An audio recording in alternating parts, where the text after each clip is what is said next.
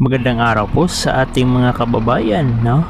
At nandito tayo sa may bahagi ng Loton, papunta tayo doon sa may bahagi ng Lagos Nilad. So, tingnan natin yung bahagi ng Lagos Nilad kung saan ay bagong pintura. Grabe, patuloy na talagang gumaganda ang lungsod ng Maynila. At hindi na ho natin makikita yung bakas ng kahapon na kung saan parang kahit saang sulok yata ng Maynila ay mayroong mga nakatambak na mga basura. So yung napapansin lamang ho natin dito sa Center Island nitong Loton na dati ay tinaniman ni Yorme ng napakaraming mga bambo ay ngayon naglaho na. So ito mga kababayan, no? Unti-unti na talagang masasabi ho natin na bumabalik na ang ganda ng Maynila. Magdadalawang buwan pa lamang si Yorme, tama ba? July 1, August 1. Magdadalawang buwan sa sa 31. Pero grabe yung mga pagbabago sa lungsod ng Maynila. Kaya naman yung ating mga batang Maynila ay tuwang-tuwa sa mga nangyayaring mga pagbabago. So dito pa lamang kabayan, ay talagang araw-araw may mga naglilinis ho talaga dito to maintain the cleanliness of this area dito sa may tapat ng kartilya ng Katipunan. So ayan yung kartilya ng Katipunan, at yung nasa kanan natin, isa ito sa gate papunta ng Intramuros, Manila. So punta tayo doon sa may bahagi ng Lagos Nilad. So yung dyan sa bandang unahan ay bahagi ng Lagos Nilad Underpass. So yung Lagos Nilad lamang po yung ating pupuntahan.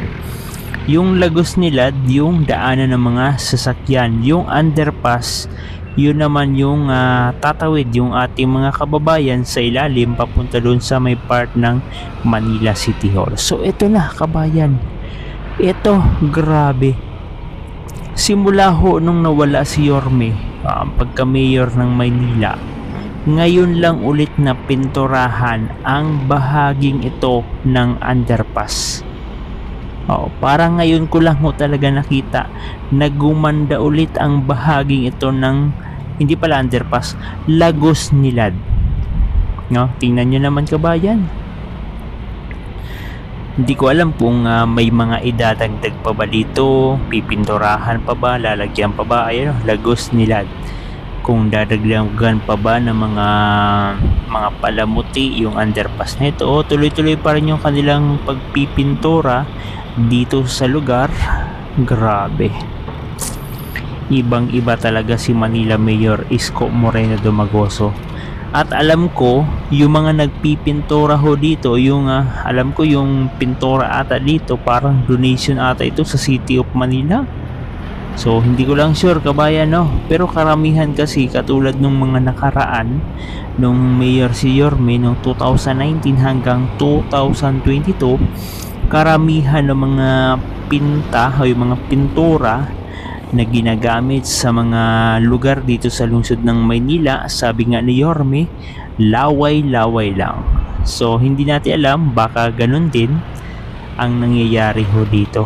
Grabe. Kaya naman mahal ng ating mga batang Maynila si Manila Mayor Isko Moreno Domagoso.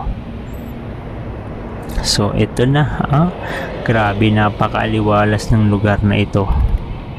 Dito naman tayo sa may bahagi ng National Museum. So ano sa tingin nyo mga kababayan, aprobado ba sa inyo ang ginagawang pagpapaganda ni Manila Mayor Isko Moreno Domagoso sa lungsod ng Maynila? Komento nyo naman dyan sa ibaba. Grabe. So yung makikita lamang nating building doon, yan yung photo bomber.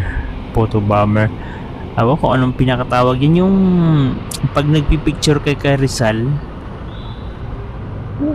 ay makikita mo kabayan yung building na yun. Tik pa tayo dito So ito na kabayan, no, ang bahagi ng isa sa bahagi ng Rizal Park. Pero dito ang monumento dito is kay Lapu-Lapu. Tapos dito nyo sa lugar na ito makikita yung pinakamalaking mapa ng Pilipinas noon, pero ngayon isang park na siya. Kumbaga isang mga damuhan na lamang ang inyong makikita dito. Wala na yung mapa ng Pilipinas na may mga tubig. So parang doong yung malapit sa Quirino Grandstand na ang inyong makikita dito sa may bahaging ito ng Rizal Park. Ayan. So maganda sana yon, yung may mapa ng Pilipinas, at least sa pamamagitan noon ay makikita talaga, kitang kita din dito talaga yung building photo bomber. Kitang kita sana yung mga lugar sa Pilipinas.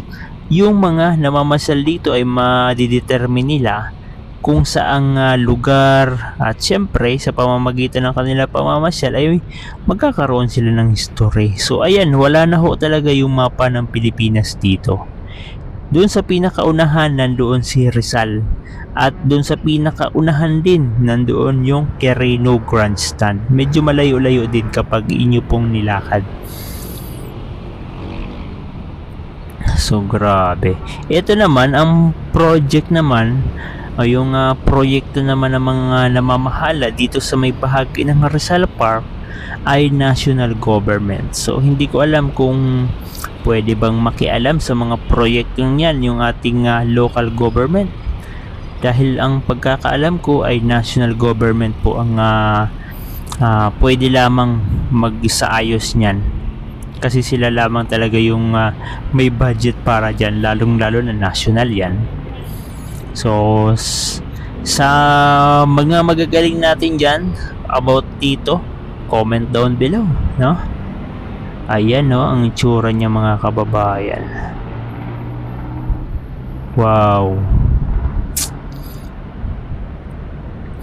maganda yan na mapanatili yung Rizal Park na maganda, para kasi yan ay isa sa kasaysayan ng ating bansang Pilipinas. O yan, dito naman tayo sa may Top Avenue. Ayan na nga ang inyong makikita, bahagi na po ito ng Top Avenue. So ang natuwa lang ako, kaya ayun nga, binago yung lugar, dinaanan ko po kasi yung napakaganda na Lagos Nilad. Grabe, unti-unti nang naggumaganda ang Maynila.